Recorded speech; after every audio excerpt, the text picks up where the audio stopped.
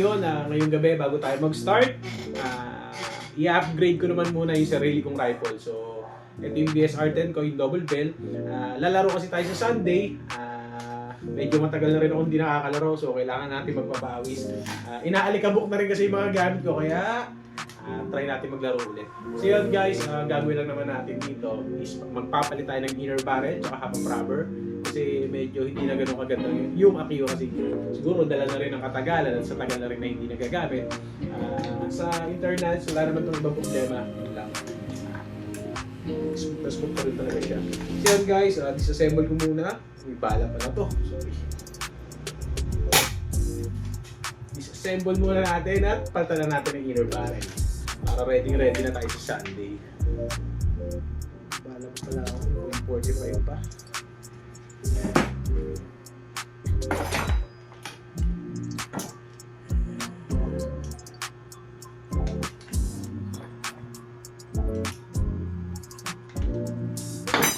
So, mag-sniper muna ako ng Sunday. Pero magbabaon pa rin ako ng rifle pag ako nainit.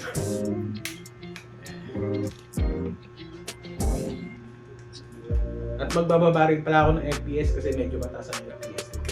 Hindi tayo palaruin. Kita nyo naman, halos wala ng mga lock talaga yan.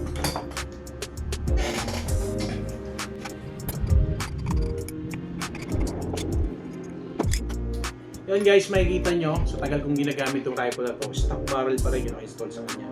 So ngayon, mag-upgrade na tayo ng inner barrel.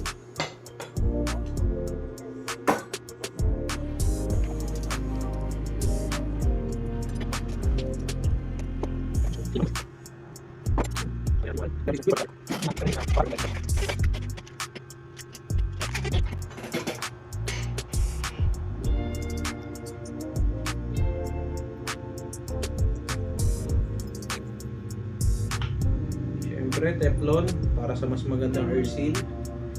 Pampasikip na rin para hindi siya kumakalog-kalog.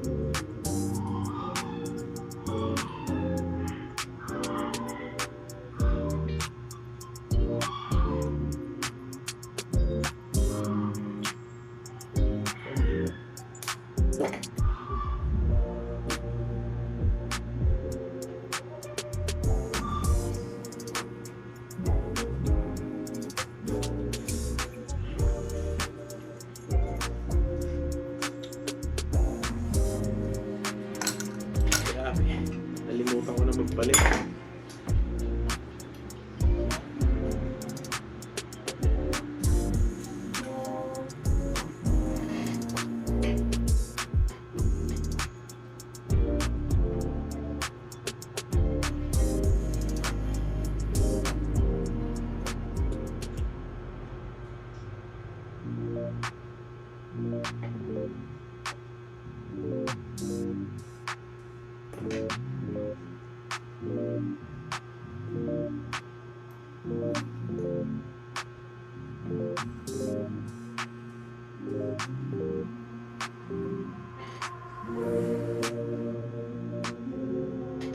Okay.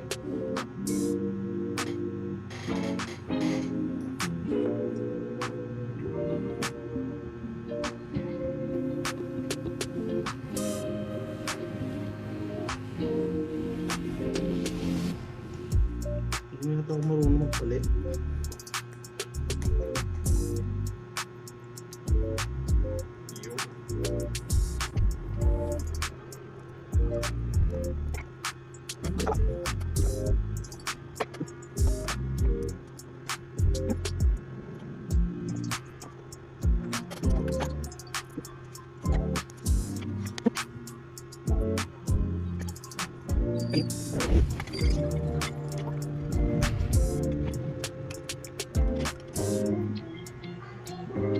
Ay! Ayun na lang. Nalimutan ko yung sa half-up.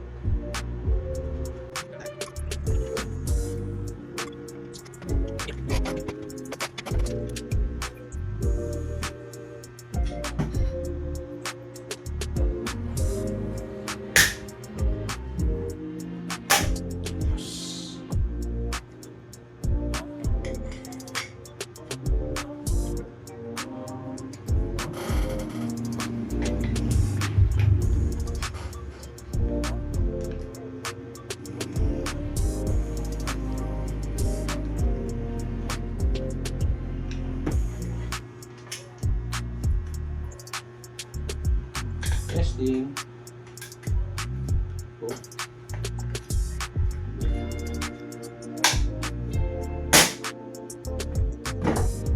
So yun guys, FPS check ko muna. Tignan ko kung ano magiging output ng FPS nito. Ay, spring pala. Nalimutan ko magpalit. So yun guys, magpapalit muna tayo ng spring din.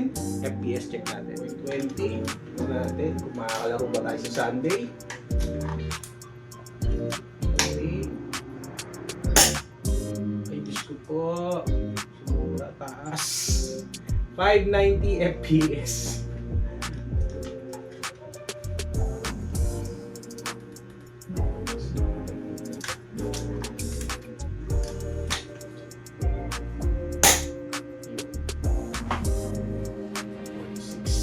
Pwede na.